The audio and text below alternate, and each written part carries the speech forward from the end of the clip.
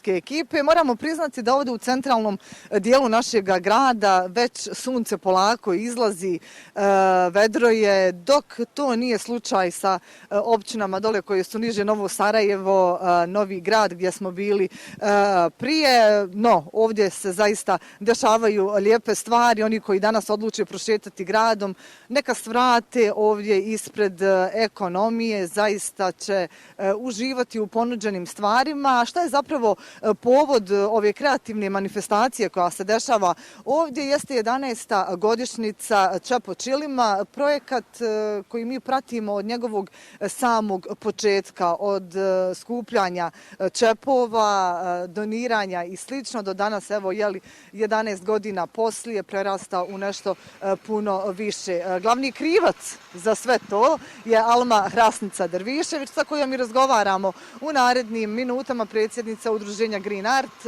Dobro jutro, Alma. Dobro jutro, Gorana, tebi i tvojoj krasnoj publici. 11 godina nije malo. Kada smo prvi put najavili u programu televizije Sarajevo, eto sada već prije 11 godina, pokretanje Čepo Čilima i skupljanje svih tih čepova, jesi li vjerovala da će izrasti u ovo što je danas? Pa iskreno da kažem, i baš i nisam. Jedino što me je bilo jako okuražilo da odmah u startu ubacimo u petu jeste to što su mediji koji su pratili, a gdje si, evo ja kažem ti, pošto od te neke 2013. i sarađujemo na tom projektu, su ga proglasili fenomenom. I to mi je bio neki indikator, jer bez puno neke buke i neke kampanje mi smo uspjeli da pokrenemo jednu od masovnijih volonterskih akcija. Sugrađani su isto tako odmah to prepoznali kao nešto vrlo pozitivno i prikupljali nam te čepove za naše art eko radionce. A svaki taj čep, ja moram opet da naglasim i to pričam sve ove godine, i isplati se, jer vidim da su ljudi to zaista prepoznali, jeste uspjeh da se spasi od prirode. A vidjeli smo u prirodi kako grozno životinje stradavaju zato što jednostavno albatros, recimo, ja se izvinjavam,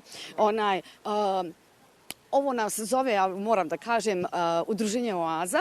Ja ću malo sad da preskočim i da najavim njihovo gostovanje danas na našem sajmu, koja je zaista vrlo značajna jedna manifestacija. Doći će nam članovi udruženja Oaza u 11 sati i napravit će i neke tačke, hor će da izvede par pjesama, tako da, a isto tako su nam i gosti ovdje da mogu da izlože svoje neke proizvode koje prave vrlo kreativne stvari. Tako da, evo, i tim povodom pozivamo sugrađane da dođu, da podrže i udruženje Oaza, i mi smo uvijek inkluzivni, znači kad god radimo neke projekte, radili kao s njima direktni korisnici ili ne, mi njih na neki način uključimo i borimo se za tu inkluziju.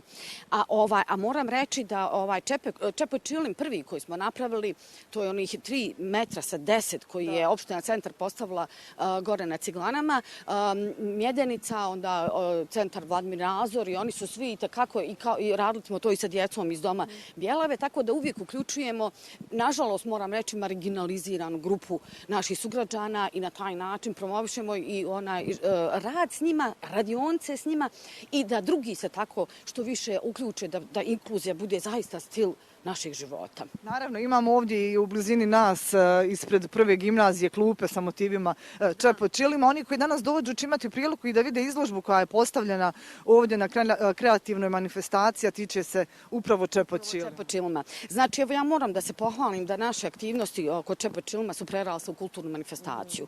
I kao takav projekat je i podržan od glavnih i najznačajnijih javnih ustanova, institucija, kao Federalno ministarstvo kulture i sporta, kantonalno ministarstvo.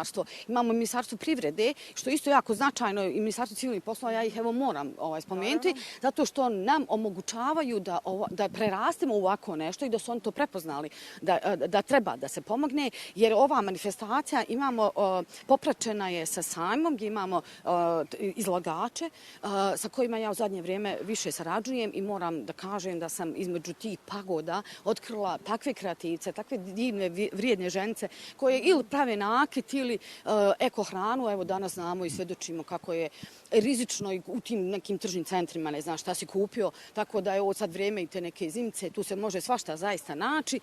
Znači, i od ovih nekih naših unikatnih komada odjeće i od vune, i zaista, a evo i Green Art je isto tako izlagač, mi imamo te naše saksije saksije od konzervi koje pravimo isto na tim radionicama sa sukulentima. A onda kad malo prošetate kroz taj bazar, na ovoj šetnici glavnoj koja izlazi na Ferhadiju, imate priliku da pogledate sve ove što smo naveli uspjehe pretočene u plakate, eksponate, znači 14 plakata na ovim samostojećim nosačima i to se može pogledati 24 sata sve do nedelje.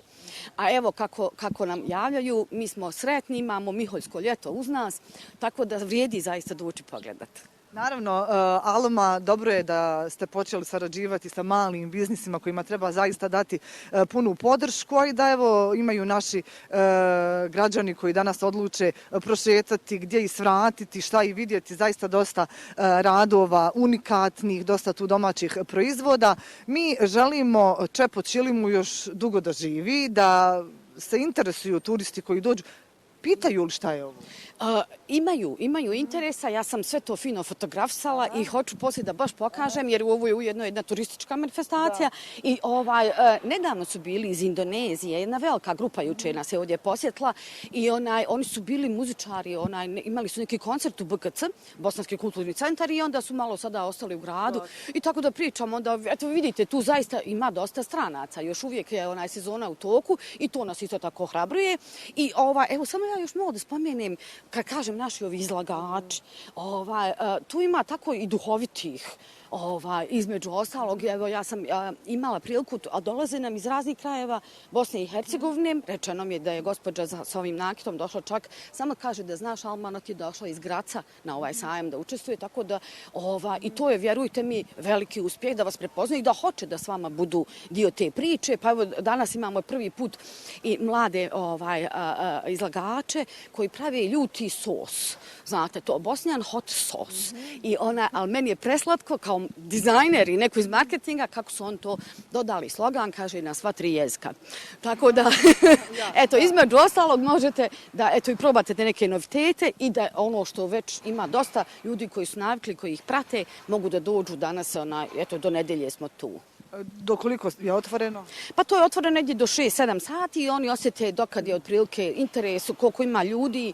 Ostane se kada nema. Ostane, to je to. Tako da nemamo, nismo striktni, nismo ustrojeni, tu smo otvoreni za sve. Divno. Alma, hvala puno sreće dalje u radu. Naravno, bit će prilike da se družimo. Hvala najljepša. Hvala tebi i tvojoj televiziji. Hvala puno. Alma Hrasnica Drvišević, predsjednica udruženja Green Art, autorica, možemo reći, ali tako, Čepo Ćilima, koji obilježava evo 11 godina i tim povodom je upravo ovdje organizovana kreativna manifestacija. Ukoliko ste zainteresovani, možete ih posjetiti.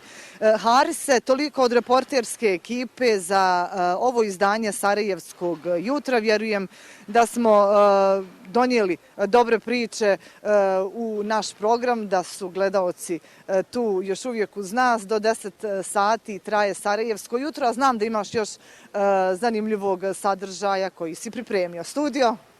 Svakako da imamo još zanimljivog